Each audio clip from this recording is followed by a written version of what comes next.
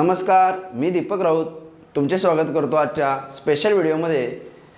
ज्या व्हिडिओमधला सब्जेक्ट आहे निफ्टी 20,000 आणि सेन्सेक्स 70,000. निफ्टी 20,000, सेन्सेक्स 70,000 कधी जाईल हा एक करोडो रुपयांचा प्रश्न आहे. करोडो की जाईल केव्हा.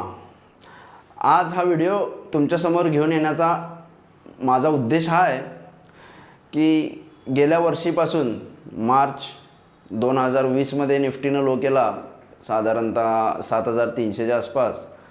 त्या आज निफ्टी ऑलमोस्ट 16,000 क्रॉस करून जवळपास 16,300च्या अराऊंड ट्रेड करत आहे. बऱ्याच लोकांना प्रश्न पडतो आहे आता इतके वाढले 100%, 110%, 110% राईज निफ्टीनं दिला आहे. आता निफ्टी इथून किती जाणार अजून नाही वाटत. पडेल. लोकांची एक टेंडन्सी असते नेहमी की स्टॉक मार्केट खूप वाढले आता हे पडणार. लोकांना समजना की आपण आता इथे इन्व्हेस्ट करूया का केलेली अमाऊंट, इन्व्हेस्टमेंट केलेली अमाऊंट काढून घेऊया, काय करूया हा मोठा प्रश्न पडला आहे. म्युच्युअल फंडमध्ये SIP थ्रू हजारो कोटी रुपयांची इन्व्हेस्टमेंट आहे. त्या इन्व्हेस्टरलासुद्धा प्रश्न पडला आहे की इन्व्हेस्टमेंट ठेवूया का काढूया, NAV खाली येतील का, मार्केट क्रॅश येईल का, हा एक प्रश्न आहे. त्यामुळं लोकांचा हा संभ्रम दूर व्हावा यासाठी मी हा व्हिडिओ बनवलेला आहे, तुमच्यासमोर घेऊन आलेला आहे हा व्हिडिओ.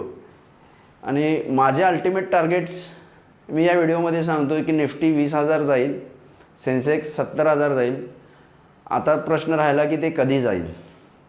तर आपण त्यावर एक नजर टाकूया की निफ्टी 20,000 आणि सेन्सेक्स 70,000 कधी जाईल, याच्यामागची कारणं काय आहेत आणि मी का असं म्हणतो की निफ्टी 20,000 जाईल. अजूनही खूप मार्केटला वरती जाण्याची बाजू अजून खूप ओपन आहे.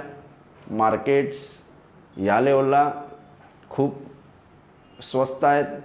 अजूनही मार्केटमध्ये खूप वाढ होणे बाकी आहे.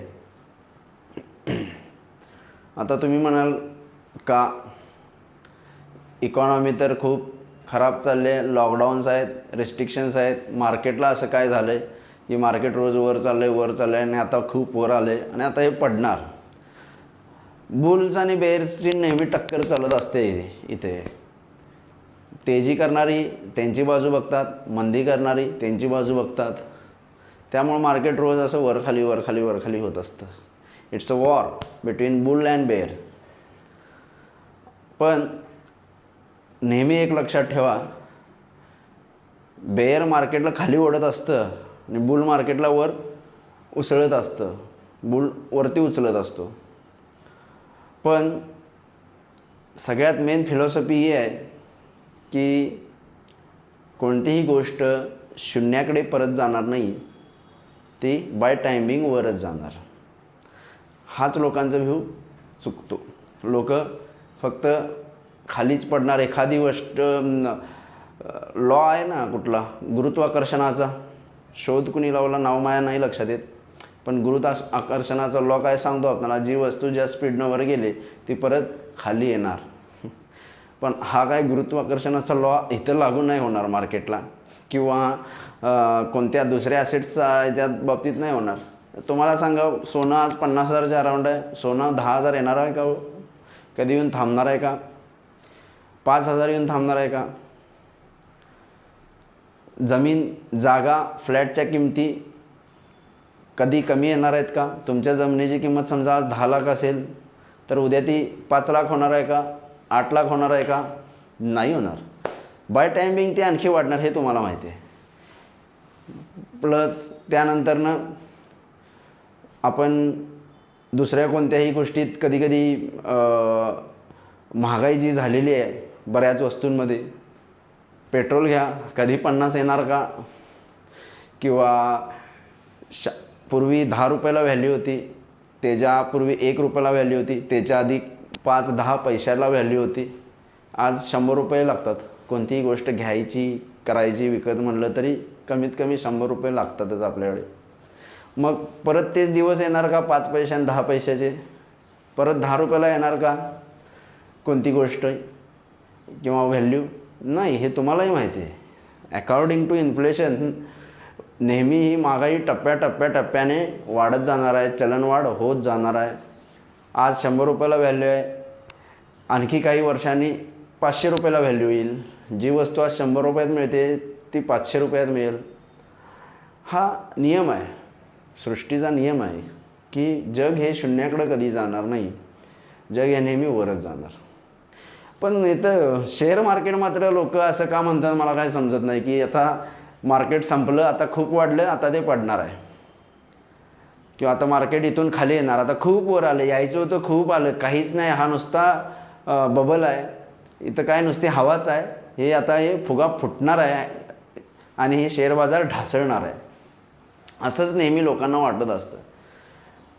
इथं का असं वाटतं काय कळतच नाही. पण दुसरीकडं हाच लॉ कधी नाही, सोन्याच्या किमतीबाबतीत, वस्तूंच्या किमतीबाबतीत हा लॉ नाही लावत लोक, पण इथं लावतात.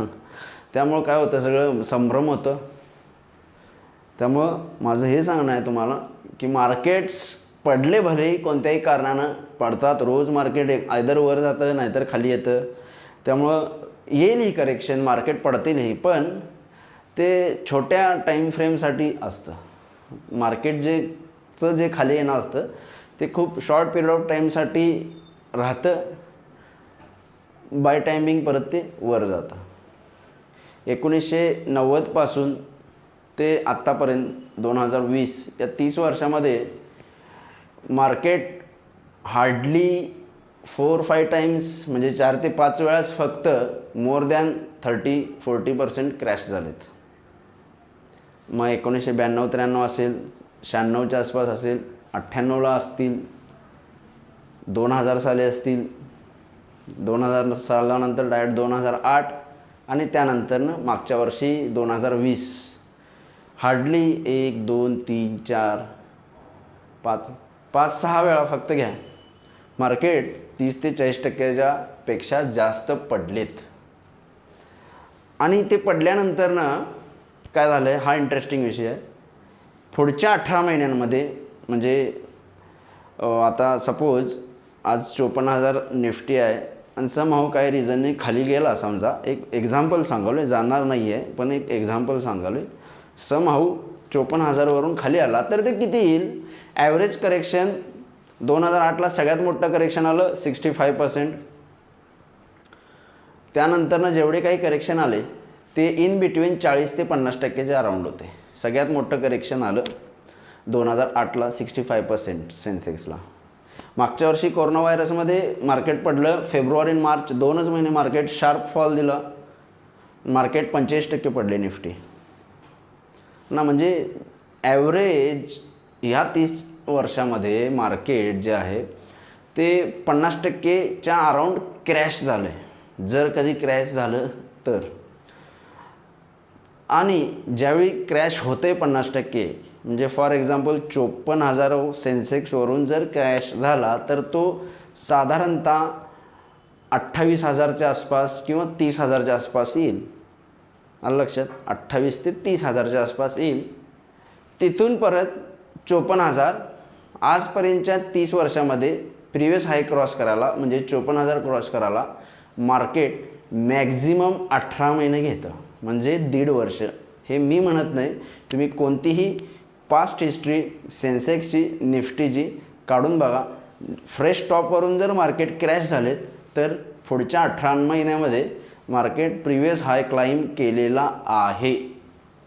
म्हणजे काय, मार्केट शून्याकडे जाणार नाहीत, बाय टाईम बिंग वरतीच जाणार आहेत. So stay bullish always. जर तुम्ही बेरिश असाल, जर तुम्ही मंदी करत असाल तर ते फक्त पर्टिक्युलर टाईम पुरती लिमिटेड ठेवा. लाँग टर्म व्ह्यू मंदीचा कधीही घेऊ नका. बुलच जास्त पैसे मिळवतो. Harshad Mehta is the big boule.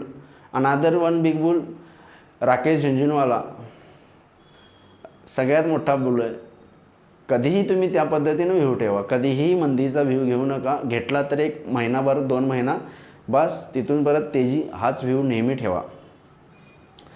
सांगण्याचा उद्देश असा का, हे मी आत्ता सांगितलं की लोकांना वाटतंय ना आता 54,000 सेन्सेक्स आला आहे, निफ्टी 16,300 आले, खूप वाढले, लोक शॉर्ट पण करायला लागलेत, घाबरा लागलेत, इन्व्हेस्टमेंट काढायला लागलेत की आता हे पडणार, आता हे आपटणार, खूप झाली रॅली, काहीच पॉझिटिव्ह दिसत नाही आहे, इकॉनॉमी तर लॉकडाऊनमध्ये आहे, मंदी आहे, कोरोना व्हायरसचा विषय आहे, महागाई वाढत आहे, petrol diesel out of control चाललेलं आहे, काय असं म्हणजे लोकांना उगाचच अननेसेसरी अनकम्फर्टेबल वाटायला लागतं. अननेसेसरी काय, ह्या सगळ्या गोष्टींचा काय फारसा मॅटर ॲक्च्युली इकॉनॉमीवर नाही आहे. आणि मार्केट हे फॅक्ट्स रीड करावं लागलं आहे.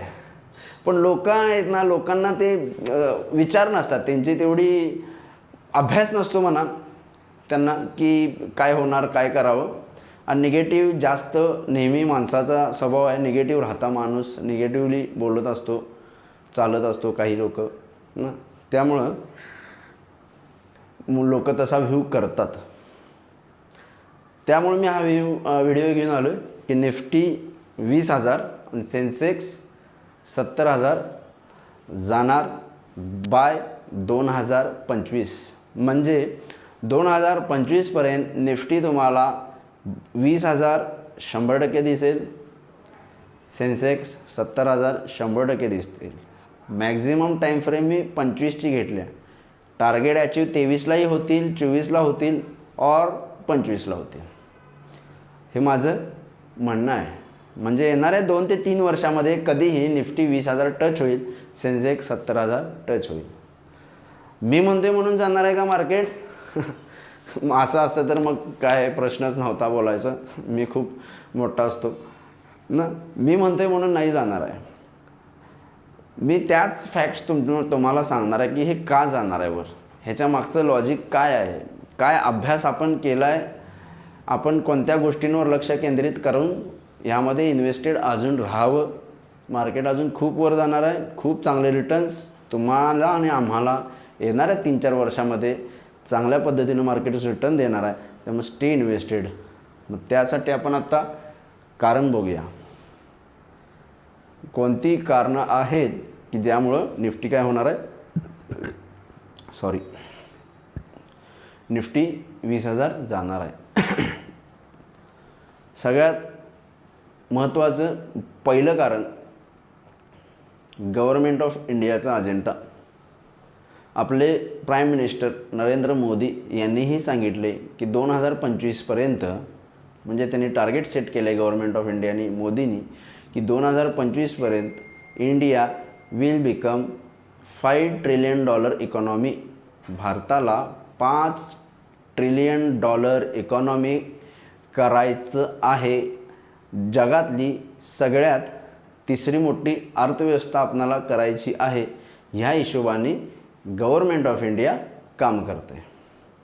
आता तुम्हाला प्रश्न पडेल पॉलिटिकल विषय मी काढला म्हणून, पण नेहमी ना गव्हर्नमेंटच्या अजेंडाशिवाय काही होत नाही.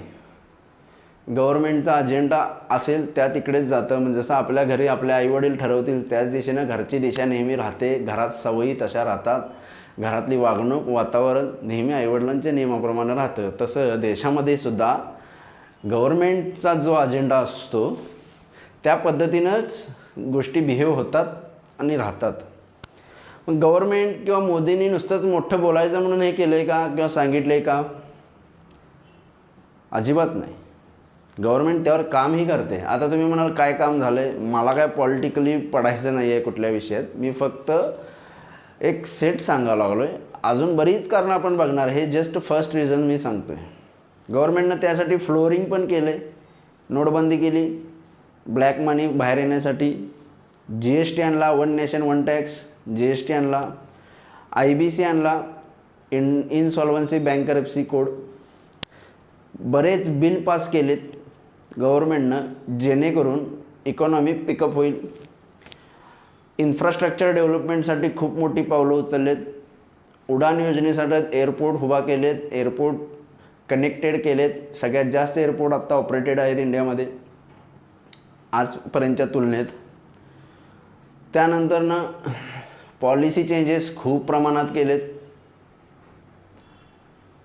आणि ह्या सगळ्याचा इम्पॅक्ट, ह्याहीपेक्षा अजून भरपूर बरीच कारणं आहेत, लॉ, पॉलिसीज. आणि गव्हर्नमेंट स्टेबल आहे त्यामुळे निर्णय घेऊ शकतं. आता कालच रेट्रो टॅक्स लॉ लोकसभेत पास झाला, ज्याच्यामुळं काही कंपन्या देशाच्या चांगल्या मोठ्या बंद पडल्या असत्या किंवा त्यांना त्रास होते हल्ली की पूर्वीचे जुने टॅक्स लॉमुळं खूप बिझनेसमध्ये कॉम्प्लिकेशन येतं आणि त्यामुळं काय होते, बाहेरून ज्या कंपन्या यायला लागल्यात त्यांनाही त्या टॅक्स लॉची भीती वाटते, रेट्रो टॅक्सची. त्यामुळं गव्हर्मेंटनं तो स्क्रॅप केला. लोकसभेत पास झाला, राज्यसभेतही होईल. तर अशा पद्धतीचे लॉ बरेच आणलेत, बऱ्याच गोष्टीचं फ्लोरिंग केले. मागेही मी जी एस टीवर आपण रिसर्च केलं आहे. ज्या ज्या देशांना अशा पद्धतीचा टॅक्स आणलेला आहे त्या देशांमध्ये जी एस टी आणल्यानंतरनं किंवा त्या पद्धतीचा एक सिंगल टॅक्स आणल्यानंतरनं पुढच्या 4 वर्षामध्ये काय होणार आहे, ग्रोथ चांगली झालेली दिसते. हे मी नाही, अभ्यास सांगतो असा. सिंगापूरची तीच परिस्थिती आपल्यासारखा जी एस टी आहे त्यांच्याकडे, आणि जी एस टी आणल्यानंतर 5 वर्षानंतरनं सिंगापूरची खूप मोठ्या प्रमाणात ग्रोथ झालेली आहे. टॅक्स लॉ सुटसुटीत झालेत. अशा पद्धतीचे गव्हर्मेंटनं काम केले आणि आणखी काम करत आहे. मोठमोठे इन्व्हेस्टर्स त्यामुळे आपल्याकडे येतात. इन्व्हेस्टरचाही व्ह्यू मी घेऊन येणार आहे. आपला पुढचा टॉपिक त्या म्हणजे याच्यामध्ये ते पण एक रिझन आहे निफ्टी 20,000 जाण्यामागचं, त्यावरही आपण बोलणार आहे. पण सध्या आपण गव्हर्मेंटच्या याच्यावर बोलू. ह्या सगळ्यामुळं काय झालं आहे, मार्केट वर जाण्याचं हे एक कारण आहे. आता तुम्ही म्हणाल 5 ट्रिलियन होईल का मोदी म्हणला म्हणून. तर मित्रांनो, 2014ला ज्यावेळी BJP गव्हर्नमेंट पॉवरमध्ये आलं त्यावेळी भारताची अर्थव्यवस्था होती $1.7 ट्रिलियन आणि आजच्या दिवशी इंडियन इकॉनॉमी आहे $3.1 ट्रिलियन. तुम्ही म्हणणार काय काम तर केलं नाही आणि काम झालं नाही असं वाटतंय आणि इकॉनॉमी कशी वाढली. आलं लक्षात. तर काम झालं आहे बरंच, म्हणून तर इकॉनॉमीमध्ये ग्रोथ दिसते. नंबर 1 मुद्दा. नंबर 2, नुसतं मोदीनं म्हटलं आहे का किंवा गव्हर्मेंट ऑफ इंडिया म्हणतं आहे का की $5 ट्रिलियन इकॉनॉमी जाणार आहे, नाही. तर जगातले, ऐका महत्त्वाचा मुद्दा मी सांगतो, गव्हर्मेंट म्हणाल मोदी खोटं बोलत असेल म्हणाल असं म्हणा, पण जगातले सगळ्यात मोठे इन्व्हेस्टर्स, फंड हाऊसेस, इन्स्टिट्यूशन्सनी या सर्वांनी काय केलेलं आहे, त्यांचे रिसर्च रिपोर्ट दिलेत 2025 आणि 2030पर्यंतचे. काय दिलेत रिसर्च रिपोर्ट त्यांनी. आता ते जे लोक आहेत मोठमोठे इन्स्टिट्यूशन्स, ऑलरेडी त्यांनी आपल्याकडे हजारो नाही लाखो करोड रुपये इन्व्हेस्ट केलेत. एखाद्या फॉरेनर परकीय गुंतवणूकदार ज्यावेळी आपल्या देशांमध्ये किंवा कोणत्याही देशामध्ये पैसे इन्व्हेस्ट करायला जातो त्यावेळी ते असेच काय पैसे आहेत म्हणून येत नाहीत इन्व्हेस्टमेंट करायला. त्यासाठी ते पूर्ण रिसर्च करून येतात. त्यांची टीम असते शेकडो लोकांची, त्याचा पूर्ण ते अभ्यास करतात की काय घडामोडी देशात चाललेत, देशात कशा पद्धतीचं एन्व्हायरमेंट आहे, गव्हर्मेंट स्टेबल आहे का नाही. अशा बऱ्याच प्रकारचा रिसर्च, कंपनी रिसर्च असतो, सेक्टरचा रिसर्च असतो, इकॉनॉमीचा रिसर्च असतो. अशा पद्धतीचे रिसर्च करून आल्यानंतरनं मग ती लोक इन्व्हेस्ट करतात आपल्या देशांमध्ये. किती केलेत हे मी पुढे सांगणार आहे. तर ह्या सगळ्या इन्स्टिट्यूशन्स ज्या आहेत जगातल्या मोठमोठ्या, त्या सर्वांनी टार्गेट्स आपल्या इकॉनॉमीसाठी दिलेत. मोर दॅन BJPनं जे काही कमिट केले 25चे त्यापेक्षा मोर दॅन मोठे टार्गेट्स दिलेत. नंबर 1, ब्लूमबर्ग इंटेलिजन्सनं काय सांगितलं आहे, बाय 2025 $5 ट्रिलियन इकॉनॉमी होणार, इंडियन इकॉनॉमी. भारताची अर्थव्यवस्था 2025ला $5 ट्रिलियन होणार. हे नुसतं मोदी नाही म्हणत, तर ब्लूमबर्ग इंटेलिजन्ससुद्धा सांगतं. नंबर 2चा डोएश बँक, त्यांनी टार्गेट आणलं आहे 2030पर्यंत $8 ट्रिलियन होणार. म्हणजे पुढच्या 10 वर्षात 2030पर्यंत भारतीय अर्थव्यवस्था $8 ट्रिलियन होणार, जे आज $3 ट्रिलियन आहे. त्यानंतरनं मॉर्गन स्टॅनली असेल ना, मॉर्गन स्टॅनली त्यांनी $7 ट्रिलियन प्लस ब्लूमबर्ग इंटेलिजन्सनं 2030चं टार्गेट $8 ट्रिलियन दिलं आहे. हे सगळ्या रिसर्च रिपोर्टनी 5, 8, 7 ट्रिलियन डॉलर, हायेस्ट 8 ट्रिलियन डॉलरपर्यंतचे टार्गेट्स 2030पर्यंत दिलेत. आता ही अर्थव्यवस्था कशी गणली जाते हा एक मोठा प्रश्न आहे, हा एक मोठा विषय आहे की हे ट्रिलियन डॉलर म्हणजे काय वगैरे वगैरे वगैरे. तर लक्षात घ्या, आज आपण 3 ट्रिलियन डॉलर आहे आणि बाहेरचा, आपल्या देशातली लोक मी नाही म्हणत, बाहेरची लोक जी हजारो कोटी रुपये इथं गुंतवणार आहेत, त्यांनी जे पैसे घेऊन इन्व्हेस्टमेंट करायला इथं आले, त्यांनी टार्गेट सेट केले, Indian economy is going to be 6 or 8 trillion dollar in between 2025 and 2030. म्हणजे 2025 ते 30पर्यंत भारतीय अर्थव्यवस्था 5 ते 8 ट्रिलियन डॉलर जाणार, असा रिसर्च रिपोर्ट ग्लोबली मोठमोठ्या फायनान्शियल इन्स्टिट्यूशन्सनी दिलेला आहे, जे करोडो, हजारो नाही लाखो करोडो रुपये सांभाळतात, इन्व्हेस्टमेंट त्यांच्याकडे असते, ह्या सगळ्या इन्स्टिट्यूशन्सनी दिलेले आहे. आता ते कशाच्या बेसवर दिले आपण बघू. आत्तापर्यंत मी सांगितलं तुम्हाला गव्हर्नमेंटचा अजेंडा, फायनान्शियल इन्स्टिट्यूशनचा अजेंडा, इंडियन इकॉनॉमी बाबतीत काय आहे. ठीक आहे. आता ही लोक कशाच्या बेसवर हे रिसर्च करतात. IMF आहे ना. आपण जर 8 ट्रिलियन डॉलर इकॉनॉमी झालो 2030पर्यंत, तर आपण अमेरिका, चीन नंतरनं सगळ्यात मोठी अर्थव्यवस्था असणार इंडिया या जगामध्ये 2030 मॅक्झिमम टार्गेट, असं रिसर्च रिपोर्टचं म्हणणं आहे. म्हणजे इतकी बुलिश ती लोक आहेत, व्ह्यू आहे. कारण मी मागंही म्हणलं की जग शून्याकडे जाणार नाही आहे, जग हे नेहमी वरच जाणार आहे. आता ह्याच्यामध्ये शेअर मार्केटचा हिस्सा किती आहे ना. 3 ट्रिलियन डॉलरमध्ये मार्केट कॅपिटलायझेशन टू GDP हा रेशो एक असतो. म्हणजे ज्यावेळी एखाद्या देशाची अर्थव्यवस्था मोजली जाते तेव्हा काय आपण जमिनीची व्हॅल्यू नाही करत, लिस्टेड कंपन्यांचीच व्हॅल्यू केली जाते. अमेरिका 23 ट्रिलियन, चायना 13-14 ट्रिलियन आहे, जपान, UK, फ्रान्स, जर्मनी मोर आर लेस 3.5-4 ट्रिलियन आहे, इंडियन 3 ट्रिलियनच्या आसपास, इंग्लंड पण 3 ट्रिलियनच्या आसपास.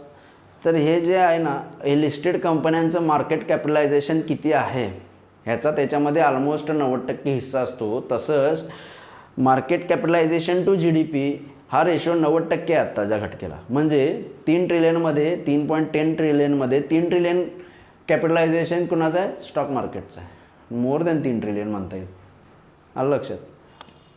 म्हणजे जर 8 ट्रिलियन जायचं आहे किंवा 5 ट्रिलियन डॉलर अर्थव्यवस्थेला जायचं आहे 2025पर्यंत, तर निफ्टी आणि सेन्सेक्स वाढल्याशिवाय गत्यंतर नाही.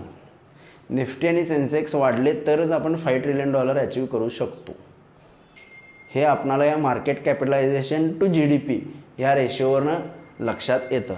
त्यामुळं हे लक्षात घ्या की जर 5 trillion dollar economy, 8 trillion dollar economy, 7 trillion dollar economy व्हायची असेल, तर स्टॉक मार्केटला त्या मल्टिपल्समध्ये ग्रो झाल्याशिवाय आपण ती गोष्ट अचीव नाही करू शकत.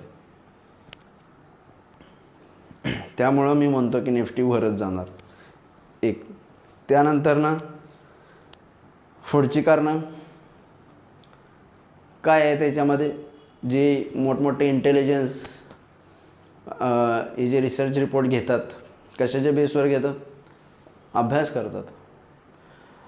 लक्षात घ्या मित्रांनो, ह्या इन्स्टिट्यूशन्सनी, फॉरेन इन्स्टिट्यूशनल इन्व्हेस्टरनी 2020 आणि 2021 यामध्ये टोटल 2.5 लाख कोटी रुपये इन्व्हेस्ट केलेले आहेत. 2.5 लाख करोड इन्व्हेस्ट केलेले आहेत. आता हे पैसे ती काय आज उद्या लगेच विकून जायला घेऊन येणार आहेत का, किंवा नुसते 20ला इन्व्हेस्ट केले, निफ्टी 8,000 10,000 होते त्यावेळी इन्व्हेस्ट केले, आता 16,000 आले आणि विकून निघालेत का, नाही. हा पूर्ण पैसा लॉंग टर्मसाठी येतो, ॲटलिस्ट फॉर अ डिकेड. बरोबर. त्यामुळं हा जो पैसा आला आहे 2-2.5 लाख कोटीचा, हा काय लगेच जाणार नाही आहे, हा इथं थांबणार आहे. त्यानंतरनं कोरोना व्हायरस फाईट करण्यासाठी जग पॅन्डेमिकमध्ये गेल्यानंतर सगळ्या सेंट्रल बँक्सनी व्याजदर लो केले. आपल्याकडे हिस्टॉरिकल लो लेवलला व्याजदर आहेत. काल मी RBI पॉलिसी एक्सप्लेन केली कालच्या व्हिडिओमध्ये, त्यामध्येही तुम्हाला ते बघायला मिळालं कशी लिक्विडिटी प्रोव्हाइड केली. तर ह्याला इझी मनी म्हणतात. आमच्या शेअर मार्केटच्या भाषेमध्ये काय म्हणतात ह्या सगळ्याला? लो इंटरेस्ट रेट्स असणे, गव्हर्नमेंट फंडिंग करतं, या सगळ्याला इझीमध्ये लगेच पैसे अवेलेबल आहेत. कोणाला? बँक्सला, फायनान्शियल इन्स्टिट्यूशन्सला, म्युच्युअल फंड्सला, यांना इझी मनी आत्ता आहे. आणि हा लो इंटरेस्ट रेट रेजिम अजून एंटायर 2021 चालणार आहे. म्हणजे अजून पुढचे 6 महिने तरी चालणारच आहे. पॅन्डेमिकला फाईट करण्यासाठी आणि ग्रोथ येण्यासाठी, फुल एम्प्लॉयमेंटला सगळे देश येण्यासाठी. अमेरिका वगैरे फुल एम्प्लॉयमेंटकडे चाललेत, त्यांचे टार्गेट असतात अनएम्प्लॉयमेंट रेटचे. तर ह्या सगळ्यासाठी ॲटलिस्ट 2021पर्यंत लो व्याजदर राहणार, जेणेकरून आपण हायर एम्प्लॉयमेंट, लो अनएम्प्लॉयमेंट आणि हायेस्ट ग्रोथ अचीव करू शकेन. यासाठी काय करायला हे व्याजदर लो ठेवलेले आहेत आणि ते इथं राहणार आहेत. त्यामुळं पैसा इझी मनी अवेलेबल असल्यामुळं पैसा येतो आहे मार्केटला आणि तो येतच राहणार आहे. कारण जरी समजा उद्या व्याजदर वाढायला लागले तर ते निगेटिव्ह नसून पॉझिटिव्ह साईन असतं.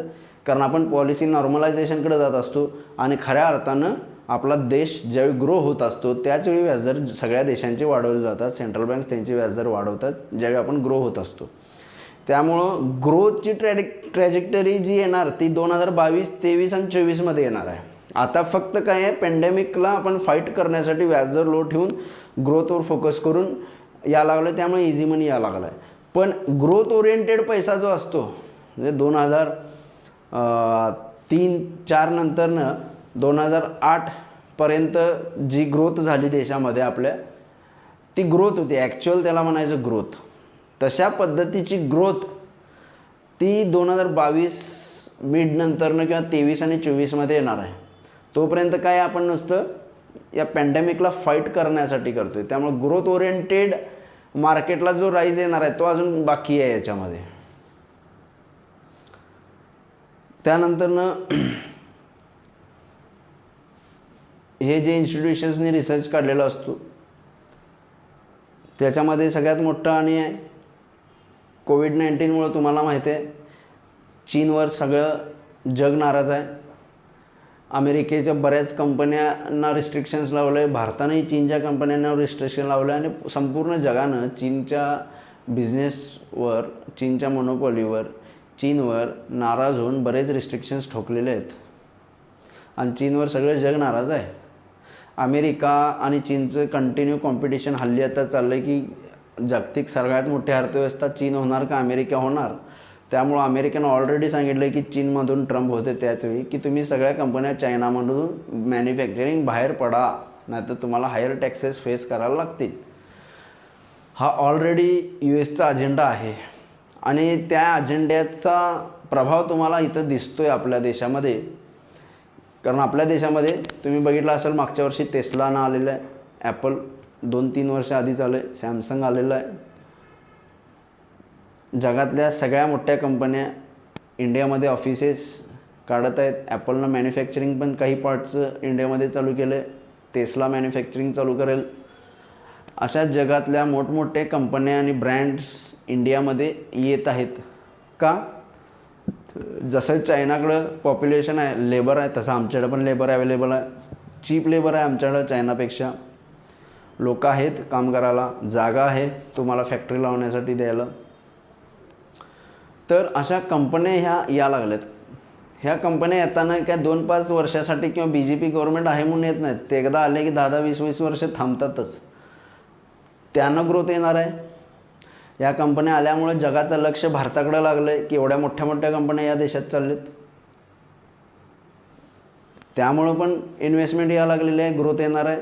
त्या कंपनी येतील, ॲक्च्युअल मॅन्युफॅक्चरिंग करतील, एम्प्लॉयमेंट क्रिएट होईल, लोकांना रोजगार मिळेल आणि ग्रोथ येईल इकॉनॉमीमध्ये, हे दिसतं. त्यानंतरनं इंडियाकडं लोक का बघतात? कारण भारत हेच एक सगळ्यात मोठी बाजारपेठ आजच्या घटकेला आहे. आपली लोकसंख्या 130 करोड लोकसंख्या आहे. विचार करा, या लोकसंख्येला खाण्यापिण्यासाठी, फिरण्यासाठी काय काय आपण कन्झ्युम करतो आहे. कपडे, चप्पल, मोबाईल, टेक्नॉलॉजी, कॉम्प्युटर्स, व्हेकल्स, औषधं, एक हर एक गोष्ट कन्झ्युम करते. म्हणजे इथं किती मोठं मार्केट डोमेस्टिक स्वतःचंच भारताचं आहे, आलं लक्षात. आणि त्यामुळं आपण आधी काय करत होतो, इम्पोर्ट ओरिएंटेड करत होतो. म्हणून गव्हर्नमेंटनं आपल्या BJPनं काय केलेलं आहे, make in India programme launch केला आहे. त्या अंतर्गत मॅन्युफॅक्चरिंग हब भारत व्हावा अशा पद्धतीची पावलं उचललेत. आणि कोविडमुळं उलटं आणखी त्याला फास्ट तेजी येऊन बऱ्याच कंपन्या इथं मॅन्युफॅक्चरिंग युनिट सेटअप करत आहे. आणि चायनानंतर आशिया खंडातला एक चांगला मॅन्युफॅक्चरिंग हब म्हणून भारत बनेल असं जग आता भारताकडं बघायला लागलं आहे. याचा बेनिफिट इंडियन इकॉनॉमीला होणार आहे ह्या 2030पर्यंत, ह्या डिकेडमध्ये. मी ह्या 2 वर्षाचं नाही बोलत आहे, मी जे रिसर्च रिपोर्ट कसे बनवतात आणि कशा पद्धतीने चालतं, व्हॅल्युएशन्स रन करतात, हे मी एक्सप्लेन करतो. तर या डिकेडमध्ये ह्या सगळ्याचं स्वरूप तुम्हाला दिसेल.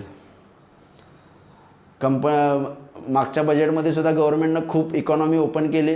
आता तुम्ही बघता US स्पेस ट्रॅव्हल चालू होणार आहे. आपल्याकडे तर स्पेस, आपण कोण रॉकेटच दुसरी कंपनी वरती लॉन्च करू शकत नाही. मग आपणाला ह्या पद्धतीचं ग्रो व्हायचं असेल तर ओपन केलं पाहिजे. मग लोक म्हणतात कंपनी विकते का, देश विकायला आहेत काय. नाही, तसं नसतं. ते प्रायव्हेटायझेशन करणं गरजेचं असतं काही गोष्टीच्या, त्याशिवाय ग्रोथ येत नाही. सरकारचं काम आहे गव्हर्नन्स करणं, नाही की बिझनेस करत राहणं. त्यामुळं हल्ली BJPनं सुद्धा बघा बऱ्याच कंपन्यांमध्ये डायव्हेस्टमेंट प्रोजेक्ट लॉन्च केलेत. ते करणं गरजेचं आहे, कारण सरकारचं म्हणणं आहे की सरकारनं गव्हर्नन्स करावा, बिझनेस करू नये. आणि ते अगदी बरोबर आहे. नाहीतर मग काय होतात, सरकारी युनियन होतात आणि काम तर काय करत नाही. आपल्याकडं म्हण आहे, सरकारी काम आणि 6 महिने थांब. कुठला गव्हर्नमेंट एम्प्लॉई प्रामाणिकपणे काम करतो, तुम्हीच सांगा आणि बोला. तर अशा पद्धतीमुळं सरकारचं म्हणणं आहे की आम्ही बिझनेस करायचं म्हणलं की एम्प्लॉई काम करत नाहीत.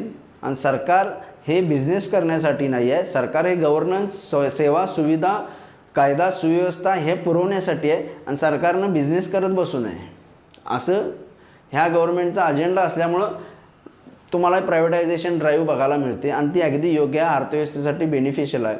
ज्यापूर्वी हिंदुस्तान झिंक वगैरे कंपन्या ज्या प्रायव्हेटाईज आधी केलेत ना गव्हर्नमेंटनं, त्या कंपन्यांची व्हॅल्यू हजार कोटी होती फक्त, कारण लोक काम करत नव्हते म्हणून. प्रायव्हेटाईज केल्यानंतरनं त्याच कंपन्यांमध्ये गव्हर्नमेंटचा मायनॉरिटी स्टेक आल्यानंतरनं 1,000 कोटी वर्षाला फक्त प्रॉफिट देतात डिव्हिडंडच्या माध्यमातून, टॅक्सच्या माध्यमातून त्याच कंपन्या. म्हणजे विचार करा किती मोठी ड्रास्टिक ग्रोथ ॲक्च्युली होते गव्हर्नमेंटची पण. त्यामुळं असाही अजेंडा याच्यामध्ये कारणीभूत आहे. हेही गोष्टी बघितल्या जातात की गव्हर्नमेंट पॉलिसी आणि डिरेक्शन काय ठरवतं आणि कशा पद्धतीने निघाले. त्यामुळे सुद्धा आपण 5 ट्रिलियन आणि परिणामी 2030पर्यंत $7 to 8 ट्रिलियन जाईल असं वाटते. त्यानंतरनं मार्केटमध्ये मी तुम्हाला म्हटलं, मार्केटचं मार्केट कॅपिटलायझेशन GDP रेशो काय आहे, 90%.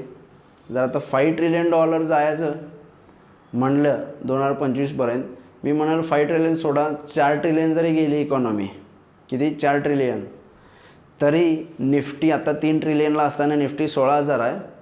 4 ट्रिलियन जायचं म्हणलं ना तरी निफ्टीला कमीत कमी 21,000 जायला पाहिजे. किती 2025पर्यंत 4 ट्रिलियन इकॉनॉमी व्हायची असेल तरी निफ्टीला 16,000चं 21,000पर्यंत गेलंच पाहिजे. त्याशिवाय ते व्हॅल्युएशन्स तिथं मॅच होत नाही. आणि निफ्टी 21,000 जाण्यासाठी फॉरेन इन्स्टिट्यूशनल इन्व्हेस्टरने पैसा लावला पाहिजे, गुंतवला पाहिजे, तरच ती रॅली येऊ शकते. आणि FIIs पैसे लावणार, कारण मॅन्युफॅक्चरिंग इंडियामध्ये शिफ्ट व्हायला लागलेलं आहे. ग्रोथ इंडियामध्ये येणार आहे. इंडिया सगळ्यात मोठी बाजारपेठ आहे. आणि सगळ्यात महत्त्वाची गोष्ट, जर आत्ताचा आपला GDP दर जो आहे 8%च्या अराउंड, पुढच्या वर्षी 7% राहील. तर फक्त जर आपण 7% GDP ग्रो आपली जरी राहिली, ग्रोथ GDPची ग्रोथ आपल्या किती राहिली, 7% येणाऱ्या 4 वर्षामध्ये, तरी आपण आपोआपच $4 ट्रिलियन इकॉनॉमीची साईज अचीव करतो. काही फारसं जरी ॲक्टिव्हिटी नाही राहिल्या, नॉर्मल ॲक्टिव्हिटी ज्या चालू आहेत, आता 7%च्या आसपास GDP ग्रो व्हायला लागला आहे. आहे या पद्धतीनं अजून इकॉनॉमी ओपन व्हायची आहे, कोविड नंतरनं इकॉनॉमी ओपन व्हायची आहे, तरी आपण 7%ला आहे. त्यामुळं पुढच्या वर्षीचे GDP आकडे तर 9 आणि 10%चे प्रोजेक्शन्स आहेत 22 आणि 23साठीचे. पण मी म्हणतो की 7%नं जरी आपण 2025पर्यंत दरवर्षी 7% इकॉनॉमी GDP ग्रो होत गेली तरी आपण $4 ट्रिलियन व्हॅल्युएशन इकॉनॉमीचं अचीव करतो. म्हणजे निफ्टी आपोआपच 21,000पर्यंत जाईल 4 वर्षात. म्हणजे 7% दरवर्षी वाढत जाईल असं धरा थोडक्यात. त्यानंतरचं दुसरं मोठं कारण GST कलेक्शन. तुम्हाला माहिती आहे या पूर्ण वर्षामध्ये टप्प्याटप्प्यानं वेगवेगळ्या राज्यामध्ये वेगवेगळ्या टाईम फ्रेममध्ये कंटिन्यू लॉकडाऊन आहे. मागच्या वर्षी एप्रिल महिना संपूर्ण देश हा लॉकडाऊन होता, पूर्ण बंद होता. एप्रिल 2020मध्ये सगळ्या ॲक्टिव्हिटीज. त्यावेळीसुद्धा देशामध्ये 40,000 कोटीचं GST कलेक्शन झालं. विचार करा मित्रांनो, रस्त्यावर एक गाडी चालत नव्हती, विमान एक उडत नव्हतं, देशात एक उद्योगधंदा सुरू नव्हता, तरीही 40,000 कोटीचा GST कलेक्शन एप्रिल 2020मध्ये जमा झालेला आहे. आणि त्यानंतरनं सप्टेंबर ऑक्टोबर 2020 नंतरनं जुलै 2021 आत्तापर्यंत ॲव्हरेज GST कलेक्शन 1,00,000 करोड आणि त्याच्या अबाव आहे. हायेस्ट GST कलेक्शन मार्चमध्ये 1,41,000 कोटीचं आलेलं आहे. यावरून हे लक्षात येतं आहे की आपल्या GST कलेक्शनचा आकडा हे दर्शवतं आहे की देशामध्ये पार्शियल लॉकडाऊन असतानासुद्धा ग्रोथ GDPची मायनसमध्ये असतानासुद्धा देशामध्ये GSTच्या माध्यमातून 1,00,000 कोटी ॲव्हरेज रिव्हेन्यू जनरेट होतो गव्हर्नमेंटला. मग जर इकॉनॉमी ओपन अप झाली, पूर्ण सगळ्या गोष्टी चालू झाल्या आणि पूर्वपदावर प्री कोविड लेवलला जर अर्थव्यवस्था आली तर 100% GST यापेक्षाही चांगल्या प्रमाणाचं कलेक्शन येईल आणि ते ग्रोथला देशाच्या कारणीभूत ठरेल. देशाची GDP मायनसमध्ये असताना किंवा एव्हाना 5-6% असतानासुद्धा आपण जर 1,00,000 कोटीचा GST टॅक्स कलेक्शन आपल्या देशामध्ये होत असेल तर इकॉनॉमी ओपन झाल्यानंतर मित्रांनो विचार करा की आपण किती मोठ्या प्रमाणात GST कलेक्शन करू शकणार, किती चांगल्या पद्धतीनं ग्रोथ आपल्या देशामध्ये येणार. हेही कारण आहे त्याच्यामध्ये की निफ्टी 20,000-22,000 21,000 जाईल, सेन्सेक्स 70,000 जाईल. त्यानंतरनं महत्त्वाचं आणखी रिझन फंडामेंटली आपण म्हणतो की आता 16,000 मार्केट खूप महाग आहे. कशाच्या बेसवर ठरतं हे महाग आणि स्वस्त कोण ठरवतं, यासाठी कोणता रेशो बघायला पाहिजे मित्रांनो. तर त्याला असतो रेशो, एखादी गोष्ट स्टॉक मार्केटमध्ये व्हॅल्युएशन मेजर करण्याची PE ratio, price to earning ratio. 2014 ते 2019-20 पर्यंत खूप डिस्ट्रप्शन्स आले. नोटबंदी, GST लागू झाला, अशामुळं काय आली थोडी ग्रोथ समहाऊ प्लस मायनस 8%, 7%, 6%, 5% अशा पद्धतीची मिक्स ग्रोथ राहिली. तरी काय झालं, मिक्स ग्रोथ राहिली. त्यामुळं काय झालं, मार्केटमध्ये आजपर्यंत या 7-8 वर्षामध्ये EPSला अपग्रेडेशन आलेलं नाही आहे टॉप कंपन्यांच्या निफ्टीच्या. EPS म्हणजे अर्निंग पर शेअर. आणि ह्या 7-8 वर्षानंतरनं आत्ता पहिल्यांदा बऱ्याच इन्स्टिट्यूशन्सनी, म्युच्युअल फंड्सने असतील, EPS ग्रोथ दिसते. ह्या प्रायव्हेट कंपन्या लार्ज कॅप जे स्टॉक आहेत निफ्टी 50मधले त्यांच्या EPSमध्ये ग्रोथ दिसते आणि ग्रोथ प्रोजेक्ट केल्या परिणामी निफ्टीची. त्यामुळं काय झालं आहे, निफ्टीचा जो PE मल्टिपल्स जो जानेवारी 2020ला निफ्टी 30-32 PE मल्टिपल्सवर ट्रेड होत होता. त्यावेळी आपला EPS साधारणतः 400च्या आसपास निफ्टीचा EPS होता. तो आता EPS 600 ते 650 EPS प्रोजेक्ट केलेला आहे बऱ्याच इन्स्टिट्यूशन्सने आणि म्युच्युअल फंडने. यावरून असं दिसतं की EPSमध्ये ड्रास्टिक ग्रोथ येणाऱ्या 2 वर्षामध्ये प्रोजेक्ट केलेली आहे. त्यामुळे काय झालं की PE मल्टिपल्स आपोआप खाली आलेला आहे. म्हणजे निफ्टीचा PE मल्टिपल्स 30-32 जो होता तो आता 1 इयर फॉरवर्ड PE 22 आहे आणि इयर टू डेट PEमध्ये 23 PEमध्ये मार्केट ट्रेड होते. म्हणजे PE multiples price to earning ratio हा 22 आणि 23च्या आसपास आहे. ॲव्हरेज PE रेशो 18% असतो, तिथं बेस राहतं मार्केटचा. आणि महाग PE रेशो म्हणजे 30 PE मल्टिपल्स किंवा 35 PE मल्टिपल्स किंवा एव्हाना 40 PE मल्टिपल्सपर्यंत मार्केट गेलेलं. त्यावेळी आपण म्हणू शकतो की निफ्टी महाग आहे, निफ्टी खूप वाढला आहे आणि आता मार्केट पडू शकतं. हे कधी 35 किंवा 40 PE मल्टिपल्सला जर निफ्टी गेला तर. आणि 1 इयर फॉरवर्ड PE म्हणजे 2022 मार्च 2022च्या हिशोबानं PE मल्टिपल्स आत्ताच्या घटकेला फक्त 22 आहे. म्हणजे मार्केट खूप स्वस्त आहे, ॲव्हरेजच्या थोडंसं वर आहे. मार्केट स्वस्त आहे मी म्हणत नाही, मार्केट फेअरली प्राईज्ड आहे. मार्केट फेअरली प्राईज्ड आहे, त्यामुळे डाऊनसाईड मार्केटला कमी आहे, अपसाईड भरपूर आहे. कारण ओव्हर व्हॅल्यूड व्हायला पाहिजे, त्यासाठी 30 PE मल्टिपल्स 35 PE मल्टिपल्स निफ्टीनं क्रॉस करायला पाहिजे. एक PE वाढायला 600 पॉईंट निफ्टी वाढायला पाहिजे. म्हणजे कमीत कमी 35 PE मल्टिपल जायचं म्हटलं तर निफ्टी 6000 पॉईंट वाढला पाहिजे. 32 ते 35 PE मल्टिपल जायचा असेल तर 6 ते 7000 पॉईंट निफ्टी वाढला पाहिजे. मग मित्रांनो बघा, ते तर 20-21 हजारच्या वरचं टार्गेट होऊन बसतं. पण मी काय म्हणतो, 600-650चा PE प्रोजेक्ट केला असेल, 500 PEनं जरी झाला ना EPS, 600 EPS केला असेल, 500-550 जरी EPS झाला तरी आपण काय करणार आहेत, फेअरली व्हॅल्यूड असल्यामुळं जर आपण 20-21 हजार गेलो तरी 28 ते 29 PE मल्टिपल्सला येणार फक्त. म्हणजे त्यावेळीसुद्धा मार्केट महाग नसणार. हाही एक मुद्दा येतं. त्यामुळे जे तुम्ही म्हणताय की 16,000 मार्केट खूप वाढलं, महाग झालं, आता आणखी नाही वाढणार, तर नाही. जे इन्स्टिट्यूशन्स किंवा म्युच्युअल फंड्स असतील हे जी मेजर करतात स्टॉक मार्केट व्हॅल्युएशन, त्यानुसार मार्केट फक्त 22 ते 23 PE मल्टिपल्सवर ट्रेड होतं आहे 1 इयर फॉरवर्डच्या हिशोबानं. म्हणजे 22 मार्च 2022च्या हिशोबानं 23चा EPS कदाचित आणखी वाढवतील, 700 होईल जर ग्रोथ आली 10% GDPची. मग तर आपण 20-21 PE मल्टिपल्सला येऊन बसू आत्ताच्या व्हॅल्युएशननुसार. त्यामुळं असं दिसतंय की व्हॅल्युएशन्स महाग झालेले नाहीत, व्हॅल्युएशन्स फेअरली व्हॅल्यूड आहेत. मी म्हणणार नाही की स्वस्त आहे व्हॅल्युएशन. बिलो 18 PE मल्टिपल्स ज्यावेळी आपण जाईल 100% आपण स्वस्त होईल. म्हणजे डाऊन साईड फक्त 4 PE मल्टिपल्सचे आहे, अपसाईड मात्र 12-15 PE मल्टिपल्सला मिळू शकते. आणि ह्या फंडामेंटल मेजरमेंट आहे आणि ह्या फंडामेंटल मेजरमेंटनुसार सुद्धा मार्केट फेअरली प्राईज्ड आहे, अजिबात महाग नाही. मार्केटला अजून पोटेन्शियल अपसाईड खूप दिसते ह्याच्यामध्ये. कमीत कमी 22,000 जर तसं फंडामेंटल मेजर करायला गेलं तर 22-23 हजार निफ्टीचं टार्गेट होईल. मी तर फक्त 20,000 म्हणतो आहे मार्च 2025पर्यंत.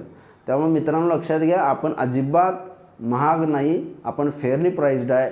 PE मल्टिपल्सनुसार हे मार्केट फेअरली प्राईज्ड आहे, मार्केटला अजूनही अपसाईड आहे. त्यामुळे तुम्ही इन्व्हेस्टेड राहा, निफ्टी आणखी वर जाईल. येणाऱ्या काळामध्ये ग्रोथ चांगल्या प्रमाणात येण्याचं कारण मॅन्युफॅक्चरिंग शिफ्ट, इंटरनॅशनल मॉनिटरी फंडनं सुद्धा सांगितलेलं आहे की मॅन्युफॅक्चरिंग इंडियामध्ये शिफ्ट होण्याचा चान्सेस खूप हाय आहेत. ईज ऑफ डुईंग बिझनेसमध्ये इंडियानं बरीच ग्रोथ केलेली आहे त्यासाठी. त्यामुळे असे रिसर्च रिपोर्टसुद्धा काय ठरत आहेत, कारणीभूत ठरत आहेत की निफ्टीला इकॉनॉमी 4 ट्रिलियन जाण्यासाठी बाय टायमिंग अल्टिमेटली निफ्टी 21,000 जाईल. आणि निफ्टी 21,000 म्हणजे सेन्सेक्स 68 ते 70,000पर्यंत आपोआपच जाईल. आणि अकॉर्डिंगली बँक निफ्टी पण 42 ते 45,000 मे बी त्याच्याही वरती बँक निफ्टी जाईल. अशा पद्धतीची ही कारणं आहेत. आणखी आपण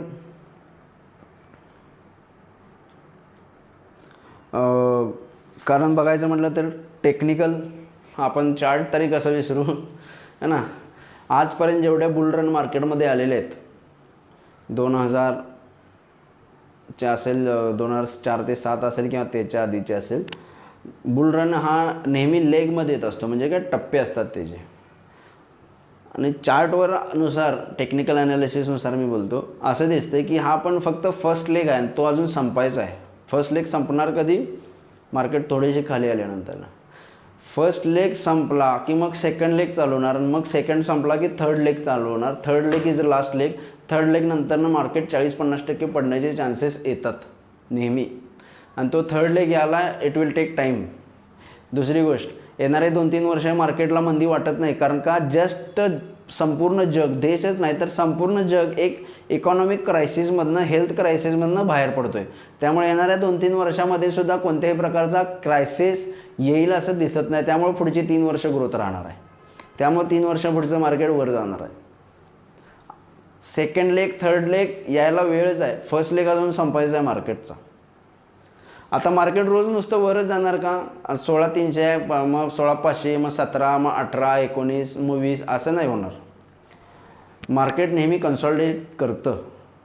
या 16 ते 20,000, 21,000पर्यंतच्या राईजमध्ये निफ्टीला 100% काही करेक्शन्स येतील, पण त्याला बुल मार्केट करेक्शन म्हणायचं. म्हणजे bull market corrections are always 10 to 15%, म्हणजे 10 ते 15%चे करेक्शन्स मार्केटला कधीही येऊ शकतात. अगदी पुढच्या महिन्यात, या महिन्यात पण येऊ शकतात. पण असं जे करेक्शन कधी येईल 10 ते 15%चं, ते एक गुड इन्व्हेस्टमेंट अपॉर्च्युनिटी आहे आणि असणार. त्या फॉलला तुम्ही न घाबरता, न भिता, आज जे मी काय आता मगापासून जे काही प्रोजेक्शन्स तुम्हाला सांगितले, रिसर्च सांगितला की कशा पद्धतीनं मूव्ह व्हायला आहे, का होणार आहे मूव्ह, कशा पद्धतीनं ग्रोथ देशामध्ये येणार आहे, ह्या सगळ्या कारणांमुळं काय वाटतंय की निफ्टी 21,000 जाईल. त्यामुळं असे जर फॉल आले तर ते फॉल वेलकम असतील.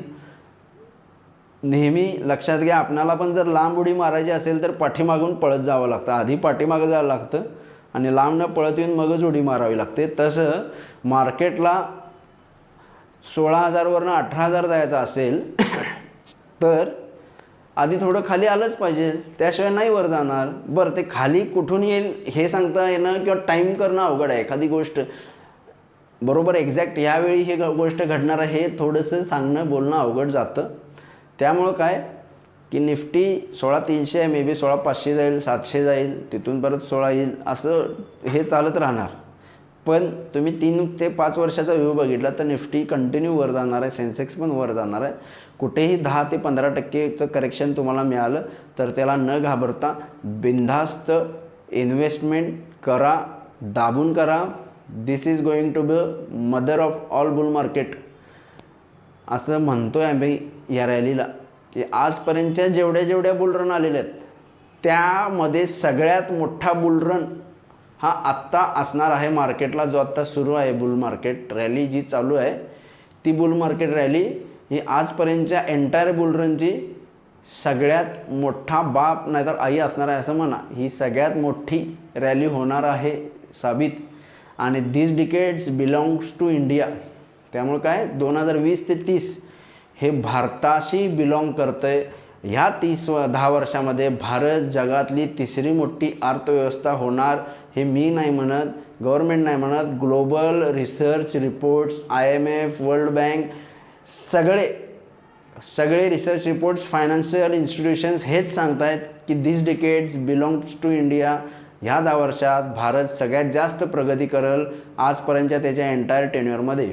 त्यामुळं तुम्ही घाबरू नका, इन्व्हेस्टमेंट करा, पेशन्सली वेट करा. मार्केट उद्या 500 पॉईंट पडलं म्हणून अजिबात घाबरू नका किंवा 1000 पॉईंट पडलं म्हणूनही घाबरू नका. पेशन्स अँड मनी हे 2 फॉर्म्युला तुम्ही लक्षात ठेवा. पैसे गुंतवा मार्केटमध्ये, पेशन्स तुम्ही ठेवा. 5-10 वर्षाचे definitely you are going to be rich. तुम्ही पैसे मिळवणार आहात येणाऱ्या 10 वर्षात स्टॉक मार्केटमध्ये. फक्त तुम्हाला ठेवायचं आहे पेशन्स आणि पैसा. त्यामुळे अजिबात मित्रांनो घाबरायचं नाही. मार्केट पडले, क्रॅश आले, वेलकम असतील crash. Market by time being वरती जाणार आहे. त्यामुळं स्टे इन्व्हेस्टेड, गुंतवणूक कंटिन्यू ठेवा. अजिबात तुम्ही गुंतवणूक काढून घेऊ नका. विड्रॉल्स म्युच्युअल फंडमध्ये असेल, स्टॉक मार्केटमध्ये असतील, चांगल्या कंपन्यांचे शेअर घेऊन तुम्ही थांबा. निफ्टी 20,000 जाणार असेल तर Reliance, HDFC, Infosys, TCS, Kotak bank यांच्याकडे 54% वेटेज आहे. या 5-6 कंपन्या वाढल्याशिवाय निफ्टी 20,000 जाणार नाही, कारण 54% वेटेज तिथं आहे. त्यामुळे तुम्ही छोट्या मोठ्या मिडकॅप स्मॉल कॅपमध्ये कुठंतरी ट्रॅप होणार. खूप वाढत आहेत आता, त्याची एक भीती वाटते. तो मृगजळी असू शकतो. मागच्याही व्हिडिओमध्ये मी बोललो त्यामुळं चांगल्या मोठ्या कंपन्यांना अजून रॅली खूप येणार आहे. चांगल्या कंपन्यांमध्ये इन्व्हेस्टेड राहा. तुमची वेल्थ 100% क्रिएट होणार. मार्केटला घाबरू नका. मार्केट जरी आत्ता 16,300 हाय वाटत असेल तर इथून 4 वर्षानंतरनं 16,000 म्हणजे बेस दिसेल, खूप खाली आहे असं वाटेल, आपण खूप वरती जाणार आहे. आणि दिस इज द बिगिनिंग. 2021 हे डिकेडचं फक्त बिगिनिंग आहे, बिगिनिंग ऑफ द डिकेड. त्यामुळे ह्या बुल रनची ही तर नुसती सुरुवात आहे मित्रांनो. त्यामुळे अजिबात घाबरू नका. 16,300 आलं आहे, मी इन्व्हेस्टमेंट काढून घेतो, मार्केट पडेल, खूप वाढलं आहे, इथंच तर चुकतो. खरी तर रॅली इथनं चालू होणार आणि आपण आधीच बाहेर पडणार रिटेल इन्व्हेस्टर, आणि मग बाहेरचीच लोक पैसे गुंतवून पैसे मिळवून जाणार आणि आपण तसंच बघत बसणार आणि म्हणणार मी त्यावेळी घाबरलो, मी भिलो नाही, अशी परिस्थिती होती, मला एकानं सांगितलं. काही करू नका. रिसर्च रिपोर्ट्स मी तुम्हाला आता रिसर्च दाखवला आहे, सांगितलेत कारणं, आणि हे फॅक्ट्स सांगितलेत मी, कारणं पण नाही, फॅक्ट्स आहेत. ज्या फॅक्ट्सच्या आधारे मी म्हणतो आहे की निफ्टी 20-21 जाईल, सेन्सेक्स 70,000 जाईल, आणि 2030पर्यंत जर म्हणायचं म्हटलं, हे तर मी 2024 आणि 25चे टार्गेट दिल्यास, जर $8 ट्रिलियन इकॉनॉमी करायची असेल तर निफ्टी 40,000-45,000 जाईल 2030ला, है ना. सेन्सेक्स 1,00,000 क्रॉस असेल 2030ला. त्याशिवाय $8 ट्रिलियन इकॉनॉमी होणार नाही. बँक निफ्टी 60-70,000 असेल 2030ला. ह्या व्ह्यूकडं बघा तुम्ही, लॉंग टर्म हॉरायझन ठेवा. पुढची 10 वर्ष बघा. उद्याचं बघू नका मार्केट पडणार आहे. तुम्हाला इन्व्हेस्टमेंट करायचं आहे ना, तर उद्याचं बघू नका. 10 वर्ष 2030ला काय असणार आहे हे बघा. त्यामुळं इन्व्हेस्टमेंट अजिबात काढू नका, अजिबात घाबरू नका. कोणी म्हणेल की मार्केट खाली येणार किंवा तुम्हाला जरी वाटत असेल तर परत एकदा माझा व्हिडिओ बघा, परत ह्या फॅक्ट सगळ्यात चाळा, खरोखर आहेत का नाहीत हे तुम्हीच तपासा आणि मग ठरवा की खरंच हे होणार आहे का नाही. त्यामुळे मित्रहो, घाबरू नका. आपण नुसती 7% GDPने जरी गेलो ना पर ॲनम, तरी 4 ट्रिलियन अचीव करणार आहे 2024-25पर्यंत. आणि पुढच्या 5 वर्षात 7 ट्रिलियन 8 ट्रिलियन 7 आणि 8% आपण ग्रो केलं तरी आपण 7 ट्रिलियनपर्यंत जाऊन पोहोचणार आहे. म्हणजे निफ्टी सेन्सेक्स 2030ला कदाचित 40,000 निफ्टी किंवा 50,000 निफ्टी असेल, सेन्सेक्स 1,00,000 अँड क्रॉस अबाव असेल. त्यामुळे ह्या सगळ्या कारणामुळं मी म्हणतो इन्व्हेस्टमेंट करा, ठेवा, अजिबात घाबरू नका, काढू नका. कुठलेही करेक्शन्स मार्केटला 10-15% येतील, ते वेलकम करेक्शन असतील. तुम्ही तुमचे पैसे मार्केटमध्ये त्या करेक्शनमध्ये परत थोडे थोडे डिप्लॉय प्रत्येक टप्प्याला करा. धन्यवाद मित्रांनो, माझा व्हिडिओ बघितलात. माझा व्हिडिओ जास्तीत जास्त लाईक करा, शेअर करा आणि तुमच्या मित्रपरिवारापर्यंत हा माझा व्हिडिओ पोहोचवा, जेणेकरून जर लोक घाबरत असतील मार्केट वाढले आणि पडेल म्हणून, तर निदान हा व्हिडिओ बघून तरी ते इन्व्हेस्टमेंट ठेवतील आणि अजून त्यांची वेल्थ क्रिएट होईल. धन्यवाद.